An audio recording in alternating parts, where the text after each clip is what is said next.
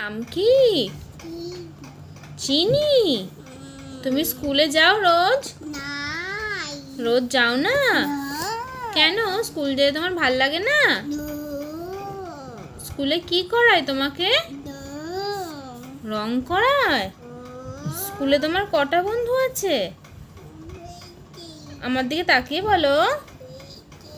5টা। তোমার হাতে ওটা কি? বল। বল নিয়ে তুমি খেলা করো? হ্যাঁ, আমার দিকে তাকাও। আমার দিকে তাকাও চিনি। বল নিয়ে তুমি কি করো? নাচ করো। ও